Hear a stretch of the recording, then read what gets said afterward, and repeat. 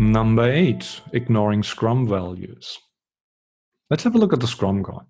When the Scrum values of commitment, courage, focus, openness, and respect are embodied and lived by the Scrum team, the pillars of Scrum, transparency, inspection, and adaptation, come to life and build trust for everyone. The successful use of Scrum depends on people becoming more proficient and living these 5 values. And you have, again, to do this from day one, and you have to really keep track of this, and you have to push for this, and you have to probably from time to time run a retrospective and feel the Scrum value beat of the team, creating these spider graphics, for example, and tracking them over time, how these values evolve, and then come to some action items with the team and figure out, okay, what can we do, for example, to improve the value courage that we have here.